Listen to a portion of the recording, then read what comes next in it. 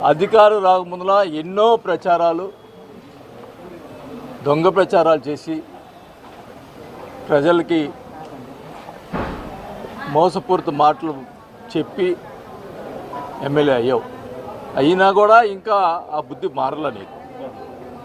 లెటర్లు నా మీద ఎన్నో రాపించావు, ఎన్నో చేయించావు, ఎన్నో దుష్ప్రచారాలు చేసావు. నేను ఈరోజు అడుగుతున్నా, నువ్వు చేసినటువంటి దుష్ప్రచారాలు ఇప్పుడు నువ్వు అధికార ఎమ్మెల్యే, నువ్వు అన్నీ అవి చేశాడు ఇది చేశాడు అంటున్నావు. ఒక్కటి చెప్పించా, ఒక్కటి చూపించవయ్యా. నీది 100 చూపిస్తా. ఈరోజు నేను ఆ రోజు చెప్పాను, నేను చంద్రబాబు నాయుడు గారికి దయచేసి అప్పుడు జరిగింది ఇప్పుడు జరిగింది బయట పెట్టండి అండి. డ్వాక్రా గ్రూపుల్లో జరిగినటువంటి అవినీతి, దుర్మార్గమైన అవినీతి, పేదవాళ్ళకి సంబంధించినటువంటి వాళ్ళు సంపాదించుకునే డబ్బుల్ని, వాళ్ళకి ఇచ్చేటటువంటి లోన్ని ఎవరు చేశారో దాదాపు ప్రకాశం జిల్లా ఒంగోలు ఉన్నటువంటి ప్రజలందరూ కూడా తెలుసు. వాళ్ళని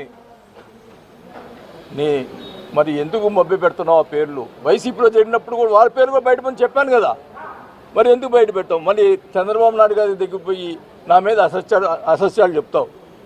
నేను 86 కేసులు పెట్టించానని చెప్తావు. టీడీపీ వీళ్ళ మీద, జనసేన మీద ఎలక్షన్లో జరిగినటువంటి కేసులు తప్పితే ఒక్క కేసు నేను ఎప్పుడన్నా టీడీపీ వాళ్ళ మీద పెట్టానని చెప్పి టీడీపీ ప్రజల్ని ఒకసారి విచారించాలని కూడా చంద్రబాబు గారిని కోరుకుంటున్నా. ఈ రకంగా నేను ఎప్పుడు ఒకటి కాదు, ఎప్పుడు కూడా టీడీపీ వాళ్ళందరూ కూడా నా దగ్గర పని చేసుకునేవాళ్ళు. నేను మంత్రిగా ఉన్నప్పుడు కానీ ఎమ్మెల్యేలు కానీ నేను ఎప్పుడు ఎలక్షన్లో పార్టీ చూసాను తప్ప ఎలక్షన్లో బట్టి నేను పార్టీ ఇక్కచ్చిగా చూస్తా. మిగతా సమయంలో అందరూ సమానంగా నేను ఎవరు వచ్చినా కూడా పనిచేసినటువంటి వ్యక్తిని చెప్పమనండి. ఇక్కడ ఉన్నటువంటి టీడీపీ వాళ్ళందరూ కూడా ఈ రకంగా సరే చెప్తున్నావు, అది దేవుడే ఇది చేస్తాడు. నేను అడుగుతా ఉన్నా, లెటరు నేను రాయించాను అని చెప్పి మాట్లాడుతున్నావు. నాకు ఒక్కడే కొడుకు, నా ఒక్కడే కొడుకు మీద ఒట్టేసి చెప్తున్నా, నాకు సంబంధం లేదు అని నేను చెప్తున్నా. నీవు నీ కూతురు మీద ఒట్టేసి చెప్పు, నేను రాయించాను. ఇంత దుర్మార్గపు మాటలు ప్రజల్ని ఇంకా ఎలా మోసం చేస్తావయ్యా? ఒక పక్క ఎన్ని ఆక్రమణలు జరుగుతూ ఉన్నాయి, ఎన్ని జరుగుతూ ఉన్నాయి. 14 సంవత్సరాల నుంచి గుడిసెలు వేసుకొని వాళ్ళు ఇల్లు ఉంటే రాత్రి వచ్చి లేపించేస్తావు. ఒకవేళ ఏమనుంటే వాళ్ళు అది ప్రైవేట్ ప్రాపర్టీ అయితే గవర్నమెంట్ వాళ్ళ చేత, పోలీసుల చేత చూపించు, వాళ్ళకేదో సాయం చేసి చేయించు. రాత్రి పోలీసు వ్యవస్థ ఉందా ఇక్కడ? ఒక రౌడీలు వచ్చి గుడిసెలన్నీ తీసేసి అర్ధరాత్రి పూట 100 బైకులు వేసుకొని వచ్చి చేస్తే పట్టించుకునే పరిస్థితి లేకపోతే ఏం జరగవర్గం ఇది? ఇంత పరిస్థితి. నేను సంవత్సరం 6 నెలలు ఏం మాట్లాడకుండా కూర్చున్నా, హైదరాబాద్లో పోయి కూర్చున్నా. దానికి ఏమంటావు? ఎప్పుడో వస్తాడు పోతా ఉంటున్నావు. నేను అడుగుతా ఉన్నా, గతంలో నువ్వు ఓడిపోయినప్పుడు 2 సంవత్సరాలు అసలు కనపడ్డావా ఇక్కడ? కరోనా టైంలో ప్రజలు కనపడ్డావా? కరోనాలో ఎంత కష్టపడ్డా మేము, నాకు తెలుసు, నీకేం తెలుసు? ఇంట్లో కూర్చున్నాడువి. ఊరికి మాట్లాడవాక, నువ్వేదో నోరు వచ్చిందని మాట్లాడవాక, ఏదో కూటమిలో ఉన్నా అని చెప్పి ఇన్ని రోజులు మెదకొని ఉన్నా. నా వ్యక్తిగతంగా మాట్లాడి నన్ను ఇంకా కూడా ఇమినేట్ చేస్తే నేను ఊరుకునే పరిస్థితి లే. నాకు పార్టీ ఏం ప్రాబ్లం లే. నేను ప్రజల్లోకి వెళ్తా. నా ప్రజలు కావాలి నాకు. ప్రజలు చాలా ఇబ్బంది పడుతూ ఉన్నారు అని నాకు ఫోన్ చేశారంటున్నారు. అవును, సంవత్సరం 6 నెలలు నువ్వు చేసిన రాజకీయాలు నాకు ఫోన్ చేశారు, అందుకు చెప్పాను. నాకు ఫోన్ చేయకూడదా? నేను 5 సార్లు ఎమ్మెల్యేగా ఉన్నా ఒంగోలులో, 2 సార్లు మంత్రి చేశా. నాకు ఫోన్ చేయ కదా ప్రజలు? చేయకూడదా? నేను ఎమ్మెల్యేగా ఉన్నా నాకే చేయాలంటే అరాజకాలు ఎవరు సృష్టిస్తున్నారు? ఎవరు చేస్తున్నారు? అది తేలాల. నేను ఒకటే చెప్తా ఉన్నా, డ్వాక్రా గ్రూపులు పేదవాళ్ళని ఎంత దోచుకున్నావో ఆ డబ్బులు మొత్తం ఎవరైతే ఉన్నారో వాళ్ళు బయట పెట్టాలి. పెట్టిందా ఊరుకోను అన్నావు కదా. నేను ఎప్పుడో వస్తానో, వారానికి 2 రోజులు ఇక్కడే ఉంటా. నేను ఇక్కడ చెప్తా ఉన్నా, అన్నిటికీ సిద్ధంగా ఉన్నా. నన్ను కామ్గా ఉన్నోడిని అనవసరంగా బయటకు తీసుకొచ్చావు. నేను ఇంక ఊరుకునే పనిలే, నాకేం పర్వాలా. నాకు పార్టీ అన్నదండ్రులు ఉన్నా లేకపోయినా ప్రజలు నా అన్నదండ్రులు ఉన్నాయి. నాకు ప్రజలు అన్నదండ్రులు ఉన్నంత కాలం నేను రాజకీయాలు పోరాటం చేస్తాను. నేను డెఫినెట్గా నేను ఒకటే చెప్తా ఉన్నా, చంద్రబాబు నాయుడు గారికి కూడా ఒకటే చెప్తా వాళ్ళకి విన్నవించుకుంటున్నా, నేను కూటమికి అన్ని రకాలుగా సహకరిద్దాం అనుకున్నా. ఈ రకంగా నన్ను వ్యక్తిగతంగా వేరే ఇప్పుడు ఒక మీటింగ్లో ఆయన ప్రెస్ మీట్లో ఒక విషయం మాట్లాడుతున్నా, ఆయన పక్కనే సూర్యప్రకాష్ రెడ్డి అనే అతను టీడీపీ కూర్చున్నాడు, ప్రెస్ మీట్లో కూర్చున్నాడు కదా, అయిపోయింది. మరుసటి రోజు సూర్యప్రకాష్ రెడ్డి ప్రెస్ మీట్ పెడతాడు. నేను వైవి సుబ్బారెడ్డిని జైలు వేసి సంతోషిస్తానని ఏదో ఒక మాట అన్నాను.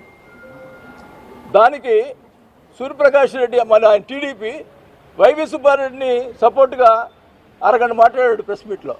అంటే ఏంటి అంటే ఉండు, ఇక్కడ చంద్రబాబు నాయుడు గారు ఇక్కడ చెప్తా ఉన్నా, మరి ఆయన మరి అందరికీ అన్ని పార్టీలకు చెప్తా ఉన్నా, ఇక్కడ వైఎస్ఆర్ పార్టీ టీడీపీ కలిసి ప్రకాశం జిల్లాలో బాలినేనితో పోరాటం చేస్తున్నారు. వీళ్ళు కలిసి నా మీద పోరాటం చేస్తున్నారు. నాకు దేనికైనా ఇంకా ఎన్ని పార్టీలు వచ్చినా నేను పోరాటం చేసేందుకు సిద్ధంగా ఉన్నా. ఇదేం అన్యాయం? వైసీపీ టీడీపీ కలిసి పనిచేయటం ఏంది? ఇక్కడ ఒకరు మాట్లాడేవాడు ఉన్నాడు, ఇక్కడ ఒకరి గురించి ఒకరు మాట్లాడుకునేవాడు ఉన్నాడు. చూసా చూస్తున్నారా ఏంది ఇది? ప్రజలు ఇబ్బంది పడుతూ ఉన్నారు, మాట్లాడేవాళ్ళు లేరు. అందుకని మాట్లాడుతున్నా. నన్ను ఎవరు ఏం చేసుకున్నా ఏం పర్వాలేదు, నాకు ప్రజలు కావాలా, నేను ప్రజలతో ఉంటా, నాకేం పర్వాలా. నేను అదేమంటే ఆయన చేసిన పనులకి జనసేన అండ అని మాట్లాడటం అది తప్పు. నేను జనసేన మన కళ్యాణ్ గారి మాటలు నన్ను గురించి మాట్లాడిన మాటల వల్ల ఆయన్ని అభిమానించి నేను పార్టీలో చేరా. అంతేగాని నేనేదో దోచుకొని దానికి నీళ్ళలో ఉండేదానికి ప్రయత్నం చేశానని చెప్పి ఇప్పుడు మాట్లాడుతూ ఉన్నారు. చూడు అయ్యా, ఇప్పుడు నన్ను ఏం దోచుకుని, ఇప్పుడు నువ్వేం దోచుకుంటున్నావు, నేనేం దోచుకున్నావు చూడు. ఇప్పుడు నా పరిస్థితి, నేను ప్రజల కోసం నా ఆస్తులని అమ్ముకొని నేను అప్పులు కట్టాను. నువ్వు ఆ సంగతి నాకు తెలుసు, నా బిడ్డలకు తెలుసు, నాకు మా భార్యకు తెలుసు. అధికారం రాకముందులా ఎన్నో ప్రచారాలు, దొంగ ప్రచారాలు చేసి ప్రజలకి మోసపూరిత మాటలు చెప్పి ఎమ్మెల్యే అయ్యావు. అయినా కూడా ఇంకా ఆ బుద్ధి మారలా నీకు. లెటర్లు నా మీద ఎన్నో రాపించావు, ఎన్నో చేయించావు, ఎన్నో దుష్ప్రచారాలు చేసావు. నేను ఈరోజు అడుగుతున్నా, నువ్వు చేసినటువంటి దుష్ప్రచారాలు, ఇప్పుడు నువ్వు అధికార ఎమ్మెల్యే, నువ్వు అన్నీ అవి చేశాడు ఇది చేశాడు అంటున్నావు. ఒక్కటి చెప్పించవా, ఒక్కటి చూపించవయ్యా. నేను 100 చూపిస్తా. ఈరోజు నేను అదే చెప్పాను, నేను చంద్రబాబు నాయుడు గారికి దయచేసి అప్పుడు జరిగింది ఇప్పుడు జరిగింది బయట పెట్టండి. డ్వాక్రా గ్రూపుల్లో జరిగినటువంటి అవినీతి, దుర్మార్గమైన అవినీతి, పేదవాళ్ళకు సంబంధించినటువంటి వాళ్ళు సంపాదించుకునే డబ్బుల్ని, వాళ్ళకి ఇచ్చేటటువంటి లోన్ని ఎవరు చేశారో దాదాపు ప్రకాశం జిల్లా ఒంగోలు ఉన్నటువంటి ప్రజలందరూ కూడా తెలుసు. వాళ్ళని మరి ఎందుకు మభ్య పెడుతున్నావు? ఆ పేర్లు వైసీపీలో జరిగినప్పుడు కూడా వాళ్ళ పేరు కూడా బయటపని చెప్పాను కదా, మరి ఎందుకు బయట పెట్టావు? మళ్ళీ చంద్రబాబు నాయుడు గారి దగ్గరికి పోయి నా మీద అసత్యాలు చెప్తావు. నేను 86 కేసులు పెట్టించానని చెప్తావు. టీడీపీ వీళ్ళ మీద, జనసేన మీద. ఎలక్షన్లో జరిగినటువంటి కేసులు తప్పితే ఒక్క కేసు నేను ఎప్పుడన్నా టీడీపీ వాళ్ళ మీద పెట్టానని చెప్పి టీడీపీ ప్రజల్ని ఒకసారి విచారించాలని కూడా చంద్రబాబు గారిని కోరుకుంటున్నా. ఈ రకంగా నేను ఎప్పుడు ఒకరు కాదు, ఎప్పుడు కూడా టీడీపీ వాళ్ళందరూ కూడా నా దగ్గరికి పని చేసుకునేవాళ్ళు. నేను మంత్రిగా ఉన్నప్పుడు కానీ ఎమ్మెల్యేలు కానీ నేను ఎప్పుడు ఎలక్షన్లో పార్టీ చూసాను తప్పితే ఎలక్షన్లో బట్టి నేను పార్టీ ఎక్కచ్చిగా చూస్తా. మిగతా సమయంలో అందరూ సమానంగా నేను ఎవరు వచ్చినా కూడా పనిచేసినటువంటి వ్యక్తిని చెప్పమనండి ఇక్కడ ఉన్నటువంటి టీడీపీ వాళ్ళందరూ కూడా. ఈ రకంగా సరే చెప్తున్నావు, అది దేవుడే ఇది చేస్తాడు. నేను అడుగుతా ఉన్నా, లెటరు నేను రాయించాను అని చెప్పి మాట్లాడుతున్నావు. నాకు ఒక్కడే కొడుకు మీద ఒట్టేసి చెప్తున్నా, నాకు సంబంధం లేదు అని నేను చెప్తున్నా. నీ కూతురు మీద ఒట్టేసి చెప్పు, నేను రాయించాను ఇంత దుర్మార్గపు మాటలు ప్రజల్ని ఇంకా ఎలా మోసం చేస్తావయ్యా? ఒక పక్క ఎన్ని ఆక్రమణలు జరుగుతూ ఉన్నాయి, ఎన్ని జరుగుతూ ఉన్నాయి. 14 సంవత్సరాల నుంచి గుడిసెలు వేసుకొని వాళ్ళు ఇల్లు ఉంటే రాత్రి వచ్చి లేపిచ్చేస్తావు. ఒకవేళ ఏమనుంటే వాళ్ళు అది ప్రైవేట్ ప్రాపర్టీ అయితే గవర్నమెంట్ వాళ్ళ చేత పోలీసుల చేత చూపించు, వాళ్ళకేదో సాయం చేసి చేయించు. రాత్రి పోలీసు వ్యవస్థ ఉందా ఇక్కడ? ఒక రౌడీలు వచ్చి గుడిసెలన్నీ తీసేసి అర్ధరాత్రి పూట 100 మా బైకులు వేసుకొని వచ్చి చేస్తే పట్టించుకునే పరిస్థితి లేకపోతే ఏం దౌర్భాగ్యం ఇది? ఇంత పరిస్థితి. నేను సంవత్సరం 6 నెలలు ఏం మాట్లాడకుండా కూర్చున్నా, హైదరాబాద్లో పోయి కూర్చున్నా. దానికి ఏమంటావు? ఎప్పుడో వస్తాడు పోతా ఉంటున్నావు. నేను అడుగుతా ఉన్నా, గతంలో నువ్వు ఓడిపోయినప్పుడు 2 సంవత్సరాలు అసలు కనపడ్డావా ఇక్కడ? కరోనా టైంలో ప్రజలు కనపడ్డావా? కరోనాలో ఎంత కష్టపడ్డా మేము నాకు తెలుసు, నీకేం తెలుసు? ఇంట్లో కూర్చున్నాడువి. ఊరికి మాట్లాడవాక, నువ్వేదో నోరు వచ్చిందని మాట్లాడవాక, ఏదో కూటమిలో ఉన్నా అని చెప్పి ఇన్ని రోజులు మెదకొని ఉన్నా. నా వ్యక్తిగతంగా మాట్లాడి నన్ను ఇంకా కూడా ఇమినేట్ చేస్తే నేను ఊరుకునే పరిస్థితి. నాకు పార్టీ ఏం ప్రాబ్లం లే, నేను ప్రజల్లోకి వెళ్తా. నా ప్రజలు కావాలి నాకు. ప్రజలు చాలా ఇబ్బంది పడుతూ ఉన్నారు అని నాకు ఫోన్ చేశారంటున్నారు. అవును, సంవత్సరం 6 నెలలు నువ్వు చేసిన రాజకీయాలు నాకు ఫోన్ చేశారు, అందుకు చెప్పాను. నాకు ఫోన్ చేయకూడదా? నేను 5 సార్లు ఎమ్మెల్యేగా ఉన్నా ఒంగోలులో, 2 సార్లు మంత్రి చేశా. నాకు ఫోన్ చేయగదా ప్రజలు? చేయకూడదా? నేను ఎమ్మెల్యేగా ఉన్నా నాకేం చేయాలంటే? అరాజకాలు ఎవరు సృష్టిస్తున్నారు? ఎవరు చేస్తున్నారు? అది తేలాల. నేను ఒకటే చెప్తా ఉన్నా, డ్వాక్రా గ్రూపులు పేదవాళ్ళని ఎంత దోచుకున్నావో డబ్బులు మొత్తం ఎవరైతే ఉన్నారో వాళ్ళు బయట పెట్టాలి. పెట్టిందా ఊరుకోను అన్నావు కదా. నేను ఎప్పుడో వస్తానో, వారానికి 2 రోజులు ఇక్కడే ఉంటా. నేను ఇక్కడ